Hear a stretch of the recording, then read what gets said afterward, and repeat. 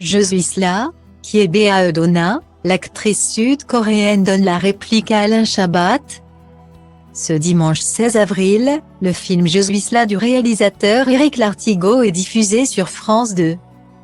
En tête d'affiche, Alain Chabat ou encore Bae Donna, une actrice et chanteuse originaire de Corée du Sud et très populaire dans son pays. Alain Chabat a une longue cinématographie.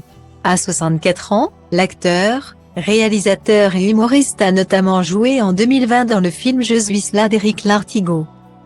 Dans le long métrage, l'ancien membre des Nuls campe le personnage de Stéphane, un restaurateur originaire du Pays Basque, qui se lie sur les réseaux sociaux avec une femme sud-coréenne prénommée So. Un jour, il décide de se lancer et de la retrouver dans son pays, mais rien ne se passe comme prévu. Le Français ne retrouve pas la femme de ses rêves à l'aéroport. Le début d'une grande aventure à Séoul pour ce dernier qui va faire toutes sortes de rencontres. Ce dimanche 16 avril, la comédie romantique est diffusée sur France 2 dès 21h10. L'occasion d'en savoir plus sur l'actrice et chanteuse Bae Donna, très connue en Corée du Sud. À 43 ans, l'artiste a débuté sa carrière en tant que mannequin. En 1998, elle a finalement fait ses débuts en tant qu'actrice dans la série Angel's Kiss, où elle jouait son propre rôle. Une première expérience qui l'a amenée à jouer dans de nombreux téléfilms et autres feuilletons tels que Sans Suite, Stranger, Kingdom ou encore The Silcy, en 2021.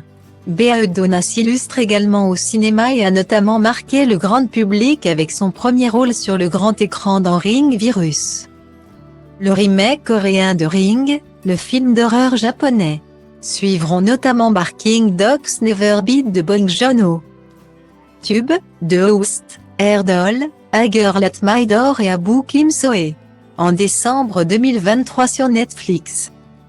L'actrice sera au générique du film Rebel Moon de Zack Snyder, centré sur le destin d'un colonie spatiale menacé par une armée. Très active en Corée du Sud, Bae Donna a posé sa voix sur quelques bandes originales mais a également participé à de nombreux clips pour des artistes coréens. Une carrière très complète qui a tout naturellement tapé dans l'œil du réalisateur français Éric Lartigot. Ce dernier connaissait d'ailleurs la comédienne depuis un certain temps. C'est une actrice aux 200 visages.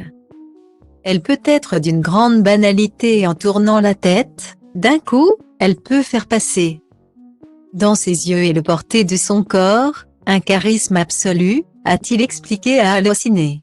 Une véritable coup de foudre.